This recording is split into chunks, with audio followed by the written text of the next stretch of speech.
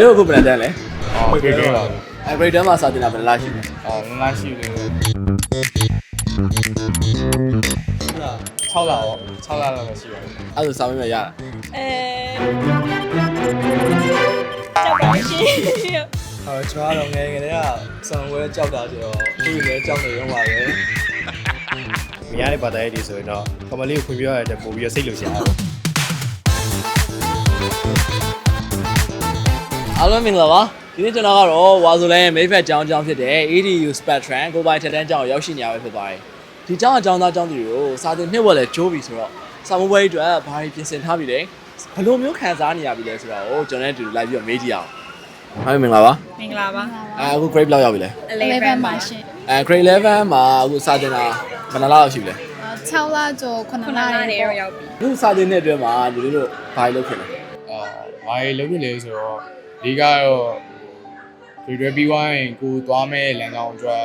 အဲ့လိုမျိုးကြိုးစားဖို့လိုတယ်ဆိုရင်စိတ်တော့ထည့်ထားတယ်အဲ့တော့စာကို focus ထားပြီးလုပ်တယ်ပြီးသွားရင်ကျောင်းဆရာကြီးတွေပြီးတော့ကျွန်တော်ရဲ့ guide တွေပေးရဲ့အချိန်တွေသူတို့ချပေးထားတဲ့အတိုင်းတွေပဲသူရဲ့ schedule တွေလည်းကျွန်တော်သွားတယ် မနေ့ပြန်လိုမျိုးစာမွေးဖြေရတော့မယ်ဆိုလို့ရှိရင်ဒီနေ့လိုနေပြီးမှကိုယ့်ဟာကို confidence level ကို1 to 10ဆိုဘယ်လောက်လောက်ရှိမလဲ မနေ့ကဖြေရမယ်ဆိုရင်တော့ 9.5 ပေါ့ 7လောက်ပေါ့လောက်တော့ရှိ 9လောက်တော့ရှိပါတယ်ဘာလို့လဲဆိုတော့ကိုစမူပွဲမတိုင်ခင်မှာအများကြီးကြိုပြီးလေ့ကျင့်ထားတဲ့အတွက်တော့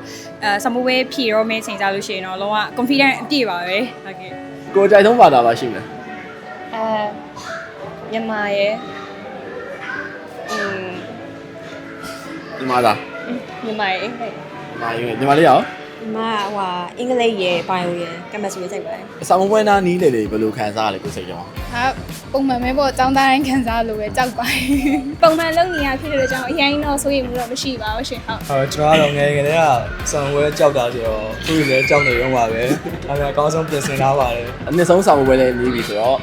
ကိုမရသေးတဲ့စာတွေပဲဖြစ်ဖြစ်ကိုပြန်ပြီးတော့ revision လုပ်ချင်တဲ့စာတွေပဲဖြစ်ဖြစ်ပေါ့အေးဝါဆိုလမ်းကိုကြည့်ပြီးတော့ဆရာပြောင်းချင်းခေါ်တင်တယ်လို့မျိုးကိုမသိတဲ့စာတွေလည်းပြန်လေ့လာလို့ရ online လေးဖွင့်ပြီးတော့အချိန်မျိုးညမျိုးလေ့လာလို့ရတယ်အချိန်မီပါသေးရင်ဖိုက်တင်ပါ ကဲပါ ကဲဒီကျောင်းအကြောင်းသားကျောင်းသူတွေကတော့တော်တော်လေးပြင်ဆင်ထားဖို့ရတယ်ကျွန်တော်မေးရဲ့မေးခွန်းတွေကိုကျောင်းသားကျောင်းသူတော်တော်များများဖြေနိုင်ကြအောင်တွေ့ရတယ်။ဘာပဲဖြစ်ဖြစ်ပါဝါဆိုလမ်းမှာကိုမေ့သွားတဲ့စာတွေပဲဖြစ်ဖြစ်ကိုလွတ်သွားတဲ့စာတွေပဲဖြစ်ဖြစ်အချိန်မျိုးနေရာမျိုး online လေးဖွင့်ပြီးတော့ဆရာတယောက်ချင်းစီကတင်ထားတာတွေကိုပြန်ပြီးတော့လေ့လာလို့ရတယ်အချိန်မီပါသေးရဲ့ စာမေးပွဲနီးလို့လောင်နေပြီလားဝါဆိုလန်နဲ့စာလုပ်လိုက်အချိန်မီပါသေးတယ်